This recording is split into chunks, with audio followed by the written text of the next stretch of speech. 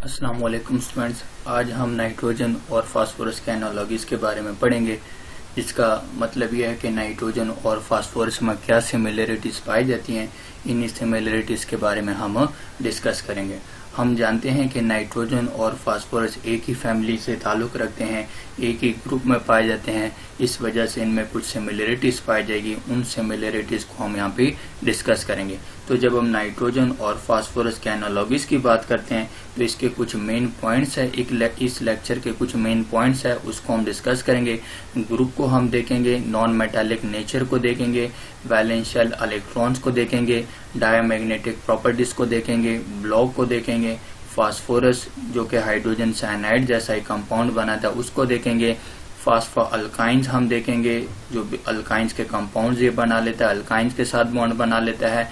Phosphorus जो कि nitrogen का कंपाउंड जो पैरिडीन है उस जैसा कंपाउंड बनाता है, हम उसको भी इसमें डिस्कस करेंगे।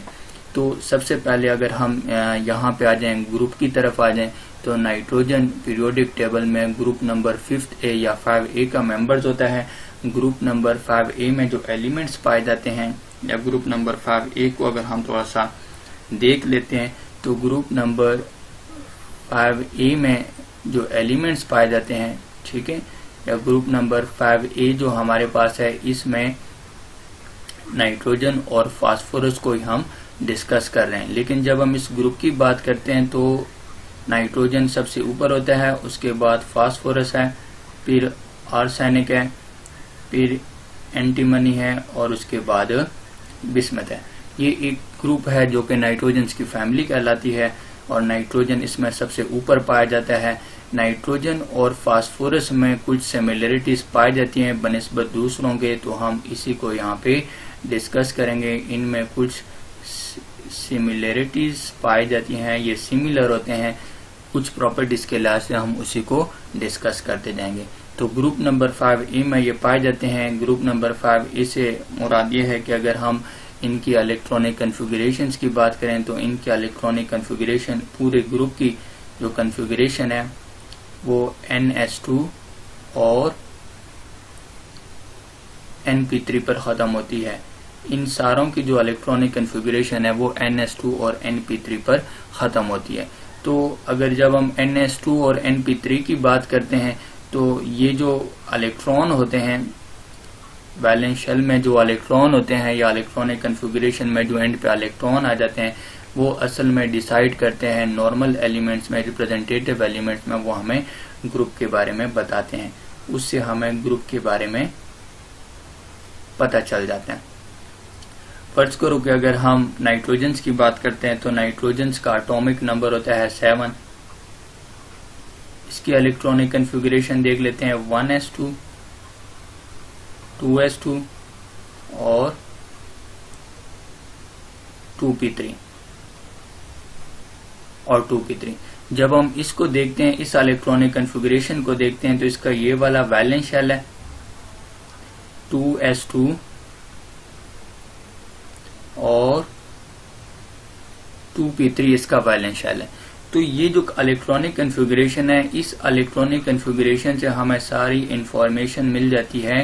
पीरियोडिक टेबल में हम किसी भी एलिमेंट्स को आसानी से उसकी लोकेशन मालूम कर सकते हैं या उसको आसानी से पकड़ सकते हैं। लेकिन कैसे पता चलेगा?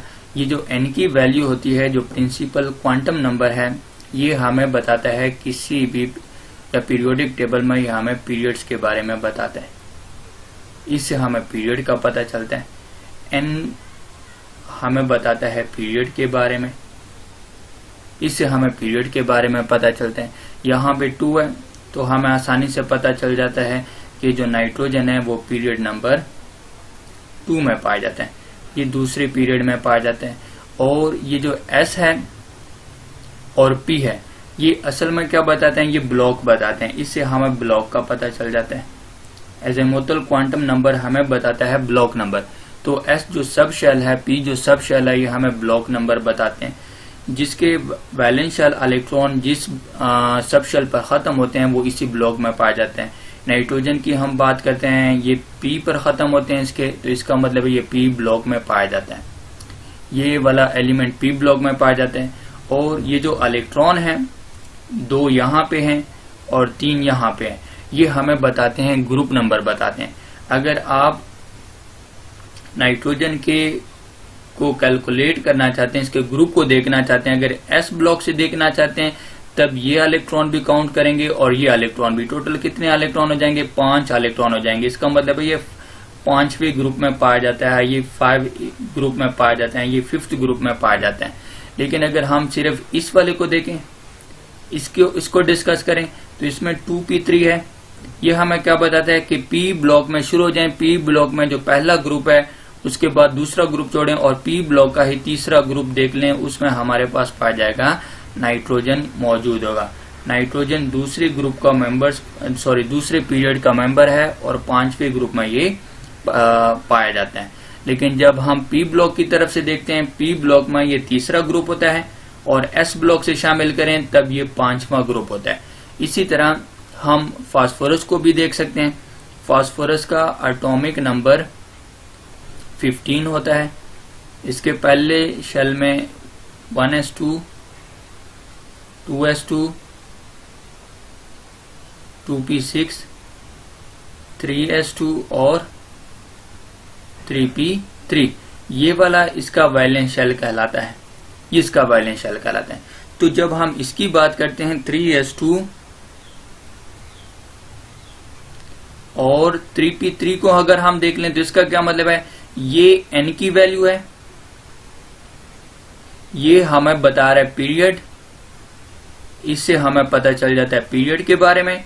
और ये p इसका एंड वाला सब शेल है, यानी एंड के इलेक्ट्रॉन इसके इसी पे खत्म होते हैं या इसी में ऐड होते हैं, तब हम इसको कहेंगे ये ब्लॉक है। और ब्लॉक इसका कौन सा है? पी ब्लॉक है, पी ब्लॉक में पाया जाता है। तो अगर हम सब शेल एस से इसके ग्रुप को काउंट करना शुरू करें तो 2 इलेक्ट्रॉन यहाँ पे है और 3 यहाँ पे है। टोटल एस के लिहाज से 5 इलेक्ट्रॉन है, 5 इलेक्ट्रॉन है। तो ये 5वें ग्रुप में पाया जाएगा। पहले 2 ग्रुप अल्कली मेटल्स के हो जाएंगे, 2 ग्रुप अल्कली मेटल्स के हो जाएंगे और 3 ग्रुप हमारे पास पी ब्लॉक में आ जाएंगे। 2 ग्रुप अल्कली और अल्कलीन अर्थ मेटल्स के हो जाएंगे और 3 हमारे पास पी ब्लॉक के शामिल होंगे। तो जब हम यहाँ पे देखते हैं पी ब्लॉक की बात करते हैं, ये कितने इलेक्ट्रॉन है? 3 इलेक्ट्रॉन है। तो पी ब्लॉक में अगर स्टार्ट करेंगे, काउंट करेंगे, तो पी ब्लॉक का तीसरा ग्रुप होगा, यहाँ पे नाइट्रोजन पाया जाएगा। तो ये तीसरे पीरियड में और 5वें ग्रुप में पाया जाता है। बिल्कुल नाइट्रोजन के नीचे ही फास्फोरस पाया जाता है। और नाइट्रोजन और फास्फोरस में जो सिमिलरिटीज पाई जाती हैं, उन्हीं सिमिलरिटीज को हम यहाँ पे डिस्कस कर रहे हैं। फर्स्ट जो सिमिलरिटीज है वो ग्रुप है। ग्रुप को जो हम देख रहे हैं तो ये 5A ग्रुप में पाया जाता है, 5वें ग्रुप में पाया जाता है। जो नॉर्मल एलिमेंट्स हमारे पास मौजूद होते हैं उसमें पी ब्लॉक का ये एलिमेंट्स हैं। और इन दोनों एलिमेंट्स को जब हम देखते हैं, फास्फोरस को देखते हैं और नाइट्रोजन को, तो इनकी नेचर क्या होती है? नॉन मेटालिक होती है। अब नॉन मेटालिक से क्या मुराद है या नॉन मेटल ये क्यों कहलाते हैं, इसकी क्या वजह है? हम सिंपली अगर नॉन मेटल्स को हम प्रॉपर्टी को देखें, जिस एलिमेंट का साइज जितना छोटा होगा, साइज स्मॉल होगा, इलेक्ट्रोनेगेटिविटी ज्यादा होगी, इलेक्ट्रॉन अफिनिटी ज्यादा होगी, आयोनाइजेशन एनर्जी ज्यादा होगी और वैलेंस शेल इलेक्ट्रॉन है वो ऑक्टेट के नियर होने चाहिए, ऑक्टेट के करीब होने चाहिए, ऑक्टेट के करीब होने चाहिए। तब हम उन एलिमेंट्स में क्या कहते हैं कि नॉन मेटालिक नेचर पाए जाते हैं। लेकिन अगर इनके अपोजिट होता जाएगा, साइज बड़ा होता जाएगा, साइज अगर इंक्रीज होता जाए, साइज लार्ज होता जाए, इलेक्ट्रोनेगेटिविटी डिक्रीज होती जाएगी, इलेक्ट्रॉन अफिनिटी भी डिक्रीज होती जाएगी और आयोनाइजेशन एनर्जी भी डिक्रीज होती जाएगी। और वैलेंस शेल्स के इलेक्ट्रॉन उनके अगर ऑक्टेट से दूर हैं, ऑक्टेट से काफी दूर है, यानी ऑक्टेट कंप्लीट करने के लिए उनको अभी बहुत इलेक्ट्रॉन गेन करने हैं, तब हम उन एलिमेंट्स को क्या कहेंगे कि उनमें जो नेचर पाया जाता है वो मेटालिक नेचर पाया जाता है, वो मेटालिक कहलाएंगे, उनमें मेटालिक नेचर पाया जाएगा। तो जब हम नाइट्रोजन की और फास्फोरस की बात करते हैं, ये ग्रुप के शुरू वाले मेंबर्स हैं, ये ग्रुप के शुरू वाले मेंबर्स हैं। नाइट्रोजन का साइज सबसे छोटा है, उसके पास टोटल 2 शेल होते हैं और फास्फोरस के पास टोटल 3 शेल होते हैं। नाइट्रोजन के वैलेंस शेल में भी 5 इलेक्ट्रॉन होते हैं और फास्फोरस के वैलेंस शेल में भी 5 इलेक्ट्रॉन होते हैं। तो इसका मतलब क्या है कि इनको ऑक्टेट कंप्लीट करने के लिए 3 इलेक्ट्रॉन इसको चाहिए और इसको भी ऑक्टेट कंप्लीट करने के लिए 3 इलेक्ट्रॉन चाहिए। ये भी 3 इलेक्ट्रॉन गेन करता है, ये भी 3 इलेक्ट्रॉन गेन करता है। बनिस्बत दूसरे अपने ही ग्रुप के दूसरे एलिमेंट्स के मुकाबले में नाइट्रोजन का और फास्फोरस का जो साइज है वो छोटा होता है। सबसे छोटा साइज नाइट्रोजन का है और उससे बड़ा साइज फिर फास्फोरस का। और जैसे टॉप टू बॉटम हम आते हैं तो साइज हमारे पास इंक्रीज करता जाता है और बॉटम से ऊपर की तरफ आते हैं तो साइज इंक्रीज होता जाता है, डिक्रीज होता जाता है। तो जब हम नाइट्रोजन और फास्फोरस की बात करते हैं, नाइट्रोजन का साइज सबसे छोटा है, फिर उससे फास्फोरस का साइज थोड़ा सा बड़ा हो जाता है। नाइट्रोजन की इलेक्ट्रोनेगेटिविटी अपने ही ग्रुप में सबसे ज्यादा है और फास्फोरस की इलेक्ट्रोनेगेटिविटी नाइट्रोजन से कम है, क्योंकि नाइट्रोजन के नीचे आ जाता है ये। और force of attraction valence shells के बीच में, न्यूक्लियस के बीच में और वैलेंस शेल जो इलेक्ट्रॉन है इनके बीच में फोर्स ऑफ अट्रैक्शन जितनी वीक होती जाएगी या ये जितने दूर होते जाएंगे, इलेक्ट्रोनेगेटिविटी उतनी ही डिक्रीज होती जाएगी। इलेक्ट्रोनेगेटिविटी असल में डिपेंड करती है या मेटालिक नेचर जो हमारे पास डिपेंड करता है या नॉन मेटालिक नेचर डिपेंड करता है, वो साइज पे डिपेंड कर रहा है।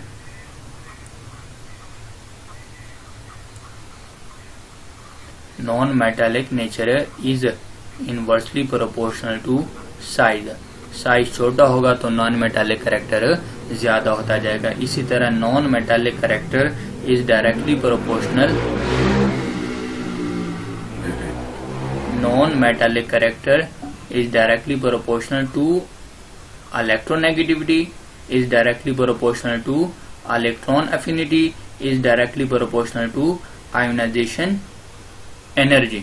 जब हम इन चीजों को डिस्कस करते हैं तो आसानी से हमें पता चल जाता है कि कौन सा एलिमेंट मेटल है और कौन सा एलिमेंट नॉन मेटल है। तो nitrogen non metallic nature show करता है और फास्फोरस भी नॉन मेटालिक नेचर शो करता है।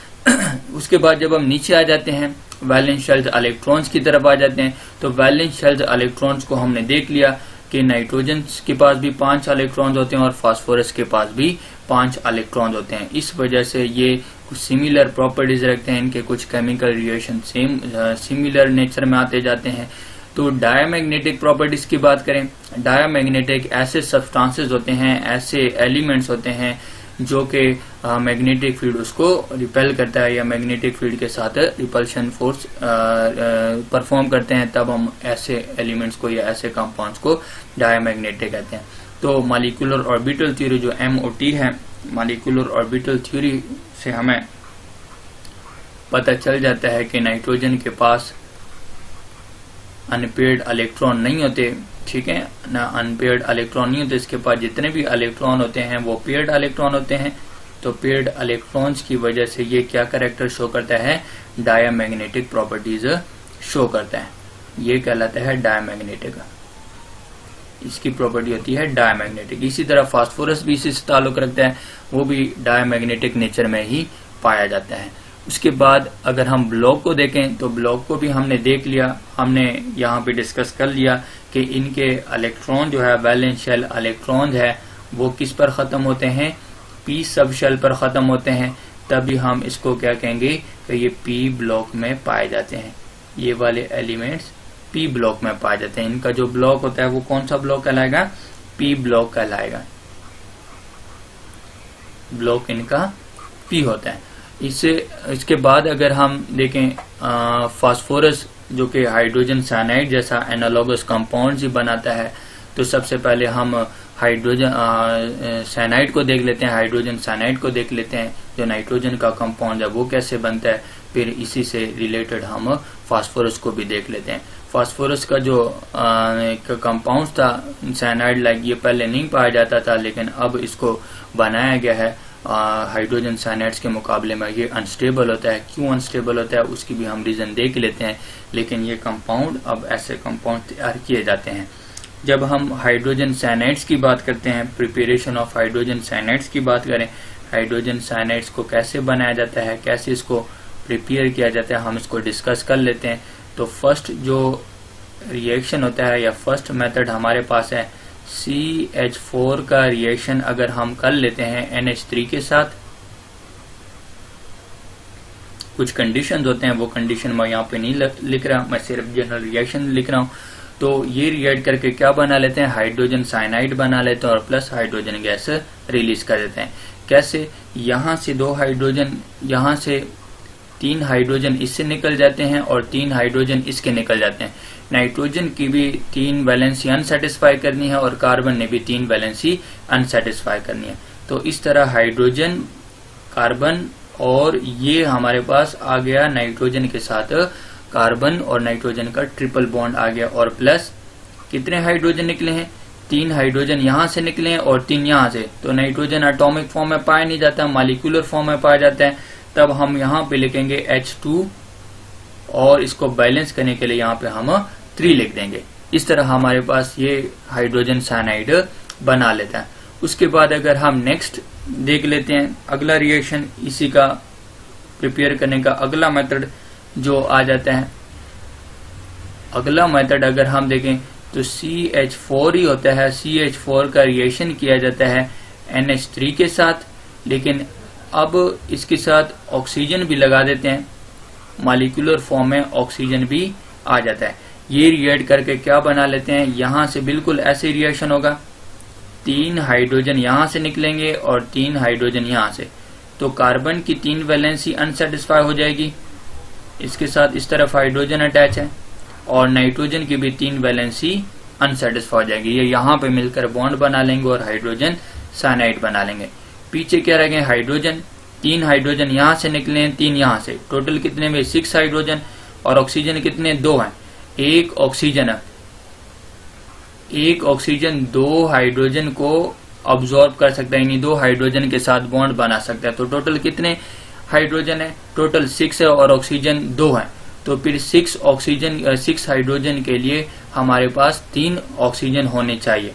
इसका मतलब यह कि हाइड्रोजन और ऑक्सीजन मिलकर क्या बना लेंगे, H2O बना लेंगे। लेकिन यहाँ पे तो कितने हाइड्रोजन निकले हैं, टोटल 4 हैं, और 3 यहाँ से निकले और 3 यहाँ से, 6 हुए। तो इसको बैलेंस करने के लिए हम यहाँ पे 3 लगा देंगे। अब ऑक्सीजन बैलेंस नहीं है, तो ऑक्सीजन को बैलेंस करने के लिए हम यहाँ पे क्या लगा देंगे, 3/2 लगा देंगे। इस पूरे रिएक्शन इसको 3/2 यानी ऑक्सीजन O2 को हम 3/2 उसके साथ लगा लेंगे, ये रिएक्शन बैलेंस हो जाएगा।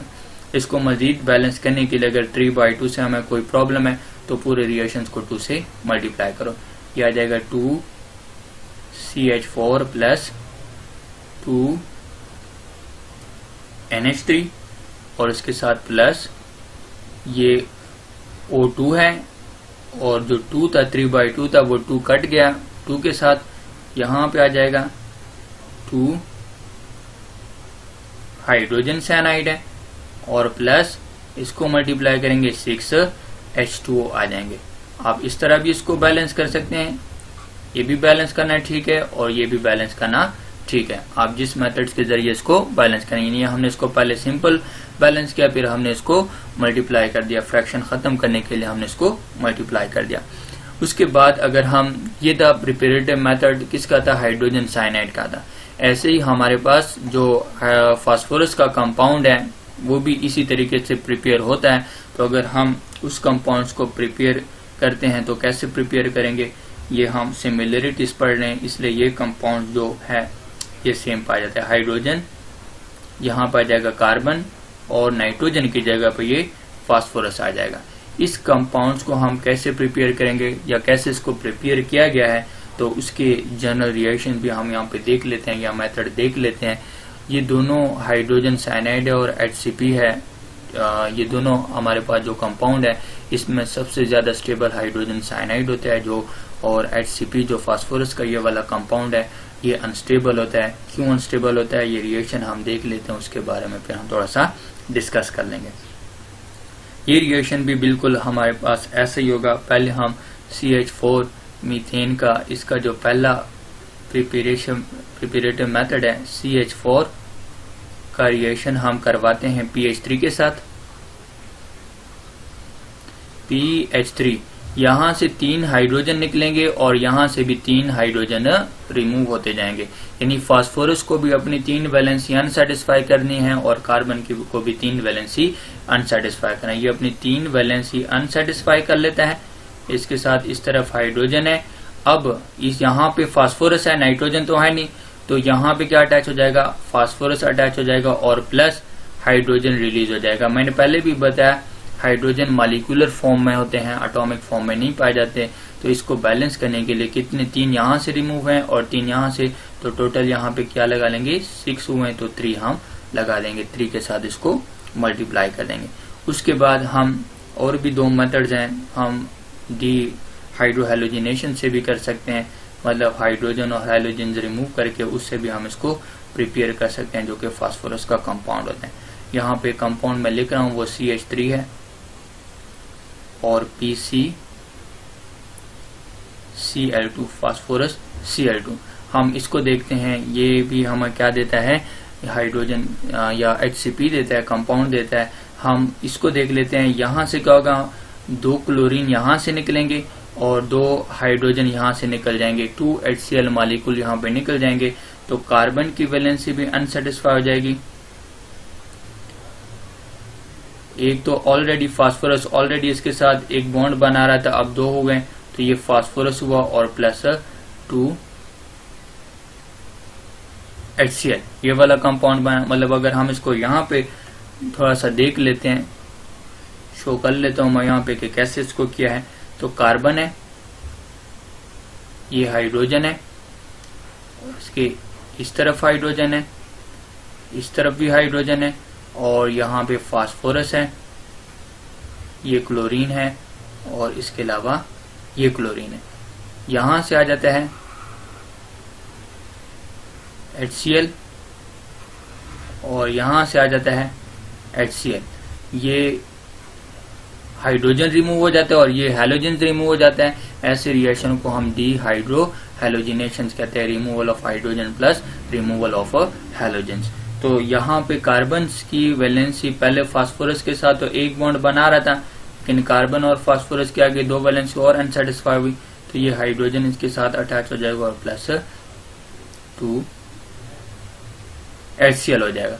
उसके बाद हम तीसरा मेथड भी, ये भी बिल्कुल ऐसा ही डिहाइड्रोहेलोजिनेशन रिएक्शन है, इस मेथड के जरिए भी इसको प्रिपेयर किया गया है। तो थर्ड की अगर हम बात करें, इसको अगर हम डिस्कस कर लेते हैं, तो यहाँ पे CF3, वहां पे CH3 था, यहाँ पे CF3 है, फ्लोरीन अटैच है, और वहां पे फास्फोरस के साथ हैलोजन था, यहाँ पे फास्फोरस के साथ हाइड्रोजन है। बाकी इसमें कोई फर्क नहीं है, डिफरेंस नहीं है कंपाउंड में। तो यहाँ पे 2 हाइड्रोजन इससे रिमूव हो जाएंगे और 2 फ्लोरीन इससे रिमूव हो जाएंगे। जिस तरह यहाँ पे फास्फोरस से क्लोरीन रिमूव हुआ था, तो यहाँ पे फास्फोरस से 2 हाइड्रोजन और कार्बन के पास इसमें फ्लोरीन अटैच है, तो यहाँ पे ये 2 फ्लोरीन निकल जाएंगे और ये बना लेंगे C ट्रिपल बॉन्ड, फास्फोरस है और इसके साथ हाइड्रोजन है और प्लस 2 HF हाइड्रोफ्लोरिक एसिड 2 निकाल लेंगे, 2 रिमूव करेंगे। इस तरह ये कंपाउंड्स भी प्रिपेयर हो जाते हैं। लेकिन ये कंपाउंड्स अभी मतलब इसको इतना ज्यादा आसानी हुआ, हाइड्रोजन साइनाइड पहले से पाया जाता है, वो ज्यादा स्टेबल है, लेकिन HCP को या हाइड्रोजन जो फास्फोरस का ये वाला कंपाउंड है, ये अभी मतलब इतना ज्यादा टाइम नहीं हुआ, अभी अभी बनाया गया इसको। जो हाइड्रोजन साइनाइड है, हम हाइड्रोजन साइनाइड की बात कर लेते हैं, ये वाला स्टेबल कंपाउंड कहलाता है, लेकिन जो फास्फोरस का ये वाला कंपाउंड है, ये वाला अनस्टेबल कंपाउंड कहलाता है। इसकी क्या वजह है? इसमें यह है कि जो बॉन्डिंग होती है या ओवरलैपिंग होती है, पाई बॉन्डिंग की या एटम के साइज की, उसकी वजह से ये हमारे पास क्या होते हैं, अनस्टेबल हो जाते हैं, स्टेबिलिटी शो नहीं करते। क्यों अनस्टेबिलिटी? क्योंकि इसके पास 3p ऑर्बिटल होता है, इसका 3p ऑर्बिटल और इसका 2p ऑर्बिटल, इसका साइज बड़ा होता है और इसका साइज छोटा है। इस वजह से इसमें जो पाई बॉन्डिंग बनेंगे और पाई बॉन्डिंग कोई अच्छे तरीके से ओवरलैप नहीं करेंगे, ओवरलैपिंग इसकी प्रॉपर तरीके से नहीं होगी, जिसकी वजह से ये बॉन्ड क्या हो जाते हैं, ये टूट जाते हैं, आसानी से टूट जाते हैं।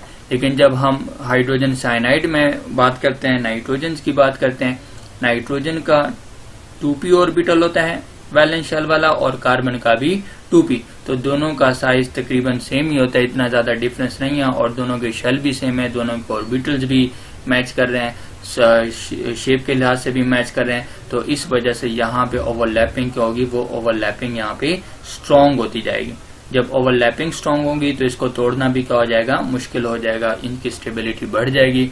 और इसकी अनस्टेबिलिटी इस वजह से है क्योंकि एक कार्बन का 2p ऑर्बिटल होता है और फास्फोरस का 3p ऑर्बिटल ओवरलैप करते हैं, जो शेप के लिहाज से भी और साइज के लिहाज से भी सुटेबल नहीं है, ओवरलैपिंग मुनासिब तरीके से नहीं होती। ये तो हमारे पास जो हाइड्रोजन साइनाइड जैसा कंपाउंड फास्फोरस भी बनाता है, ये इनके सिमिलरिटीज होती हैं। इसी तरह फास्फो अल्काइन हम नाइट्रोजन को भी देखते हैं, नाइट्रोजन भी ऑर्गेनिक केमिस्ट्री में ट्रिपल बॉन्ड बना लेता है, कार्बन के साथ मौजूद होता है। लेकिन जो फास्फोरस है ये भी कुछ अल्काइंस बनाता है, इसमें ये भी मौजूद होता है। हम इसको भी यहाँ पे देख लेते हैं, ये कैसे बनाता है। हम फास्फो अल्काइंस के या कार्बन और फास्फोरस के बीच में जो ट्रिपल बॉन्ड है ऑर्गेनिक केमिस्ट्री में, हम यहाँ पे इसको देख लेते हैं। इसके ये किस तरह पाए जाते हैं, ये भी पहले नहीं पाए जाते थे, लेकिन इनके कंपाउंड्स अभी हाल ही में प्रिपेयर किए गए हैं, इतना ज्यादा वक्त नहीं गुजरा। तो P4 है फास्फोरस, इस फॉर्म में पाया जाता है, P4 में पाया जाता है, प्लस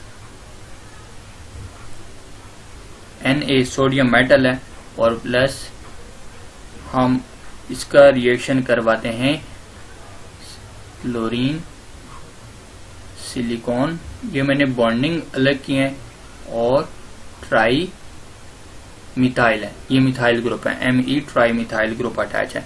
ये बॉन्डिंग मैंने अलग किया, असल में कंपाउंड ये ऐसे क्लोरीन सिलिकॉन और ट्राईमिथाइल, असल में ये कंपाउंड ऐसा है, लेकिन मैंने रिएक्शंस को समझाने के लिए इसकी बॉन्डिंग मैंने क्या कर दी, वो अलग कर दी, सेपरेट कर दी। जब हम इस रिएक्शन को देखते हैं तो इसके प्रोडक्ट्स क्या बनेंगे, इनके प्रोडक्ट्स को अगर हम डिस्कस करेंगे किस तरह प्रोडक्ट्स बनेंगे, यहाँ से जो क्लोरीन सिलिकॉन ट्राईमिथाइल हमारे पास मौजूद है, यहाँ पे इस कंपाउंड को देख लेते हैं। ये वाला सिलिकॉन जो ट्राईमिथाइल है, ये बॉन्ड ऐसे टूट जाता है, ये क्लोरीन पर नेगेटिव चार्ज होता है, पार्शियल नेगेटिव, और इस पर पार्शियल पॉजिटिव चार्ज होता है इस पूरे ग्रुप पर। तो जब हम बात कर लेते हैं यहाँ का जो Na है, ये इस Cl के साथ रिएक्ट कर लेता है और NaCl बना लेता है, ये वाला बॉन्ड टूट जाता है। बॉन्ड टूटने के बाद ये जो सिलिकॉन और 3 मिथाइल ग्रुप है, ये यहाँ पे आ जाएंगे फास्फोरस के साथ, ये फास्फोरस का टूट जाएगा। फास्फोरस जो नॉर्मल बॉन्ड बनाएगा यहाँ पे, वो 3 वैलेंसी शो करेगा। तो एक फास्फोरस के साथ ये कितने ग्रुप अटैच हो जाएंगे, 3 ग्रुप अटैच हो जाएंगे। सिलिकॉन,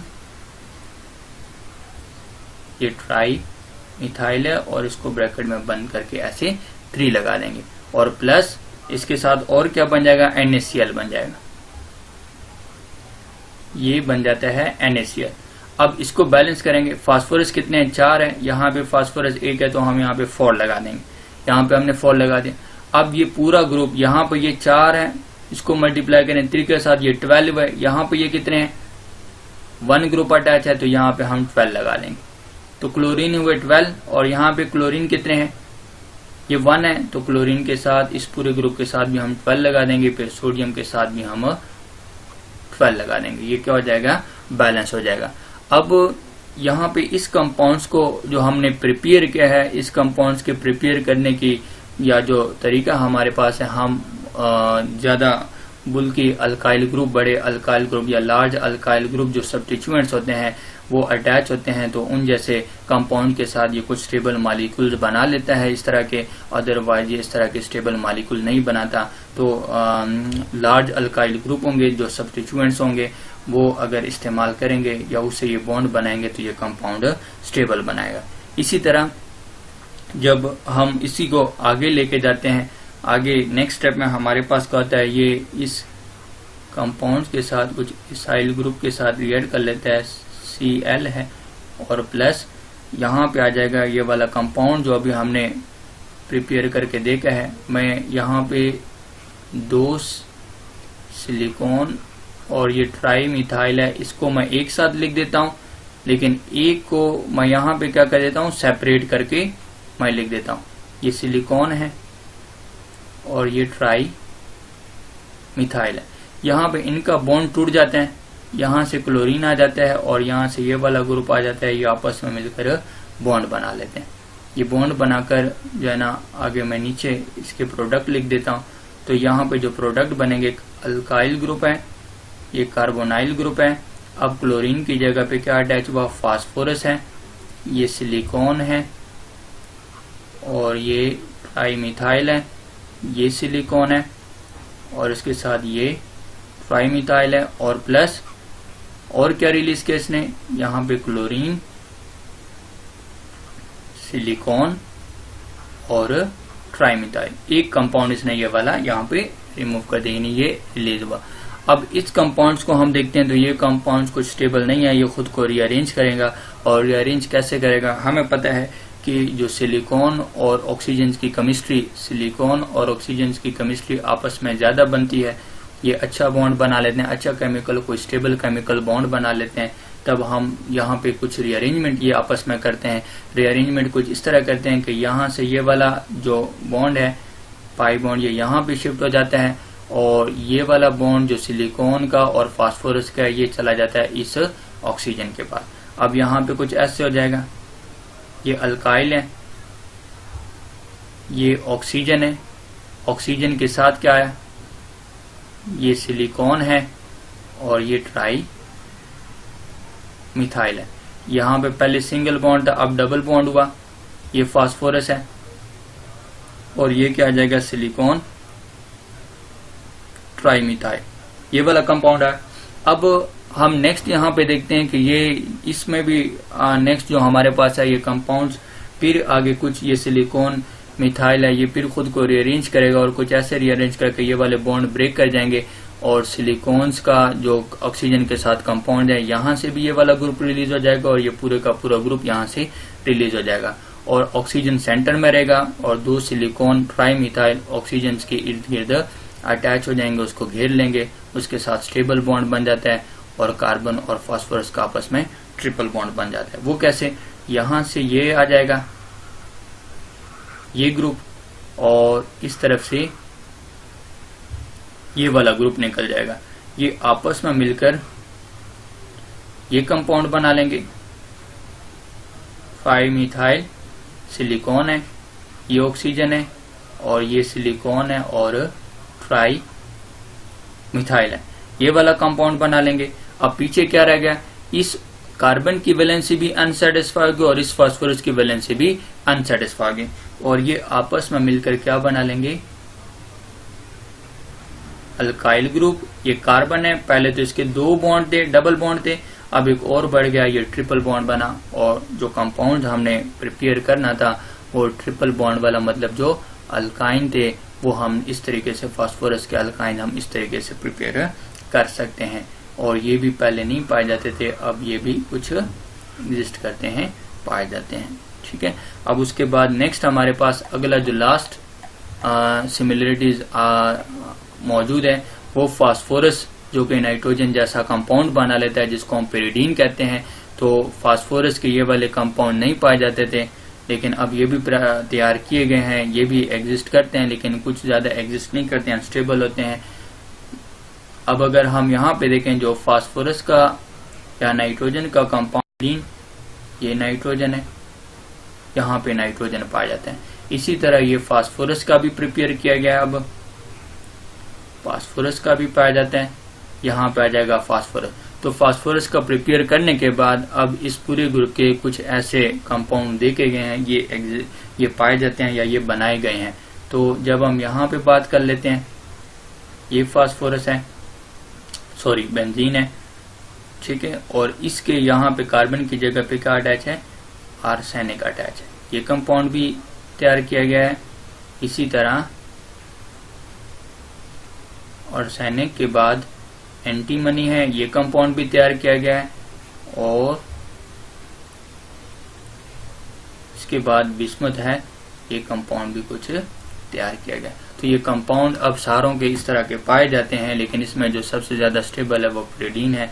जो नाइट्रोजन का कंपाउंड है वो स्टेबल होता है। ये कुछ सिमिलरिटीज हमने देख ली जो नाइट्रोजन और फास्फोरस के बीच में थी। तो नाइट्रोजन और फास्फोरस एनालॉगस प्रॉपर्टी यानी सिमिलर प्रॉपर्टी शो करते हैं। हम कुछ समरी इसको रिवाइज कर लेते हैं जल्दी से, फिर वाइंड अप कर लेते हैं। नाइट्रोजन फास्फोरस में एनालॉगिज्म में जो हम देखा, ग्रुप्स के लिहाज से हम देखा, इन दोनों के ग्रुप क्या होते हैं, ये सिमिलर होते हैं, सेम ग्रुप में पाए जाते हैं। नाइट्रोजन भी ग्रुप 5A का मेंबर्स है और फास्फोरस भी ग्रुप 5A का मेंबर्स है।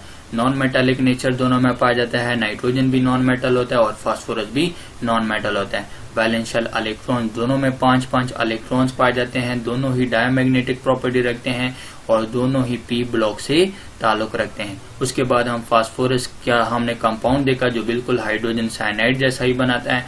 पहले हमने प्रिपरेटिव मेथड देखा हाइड्रोजन साइनाइड का, उसके बाद हमने फास्फोरस का कंपाउंड ही देखा जो बिल्कुल हाइड्रोजन साइनाइड जैसा स्टेबल है। फिर हमने ये भी देखा कि हाइड्रोजन साइनाइड स्टेबल होता है जबकि फास्फोरस का ये वाला कंपाउंड अनस्टेबल होता है। इसकी वजह भी हमने देख ली। इसकी वजह यह है कि कार्बन का 2p और नाइट्रोजन का भी 2p ऑर्बिटल होता है। दोनों का साइज कंपेरेबल है, मतलब सेम है कुछ। और इसके अलावा जो हमने बात की कि शेप के लिहाज से भी बात की है, दोनों शेप के लिहाज से ऑर्बिटल भी सेम है, तो ओवरलैपिंग कुछ बेहतरीन तरीके से हो जाती है। और कार्बन और फास्फोरस में ओवरलैपिंग कुछ बेहतरीन तरीके से नहीं होती, तो इस वजह से ये कंपाउंड अनस्टेबल हो जाते हैं। उसके बाद हमने फास्फोरस का कंपाउंड देखा जो pyridine जैसा ही बनाता है, उसको भी हमने देख लिया। और इसके फास्फोरस के जो कंपाउंड है pyridine जैसे वो बनाए गए हैं, लेकिन अब आर्सेनिक के भी पाए जाते हैं, एंटीमनी के भी पाए जाते हैं और बिस्मथ के भी पाए जाते हैं। इंशाल्लाह बाकी फिर हम नेक्स्ट टाइम देख लेंगे। अपना ख्याल रखिएगा। अल्लाह हाफिज।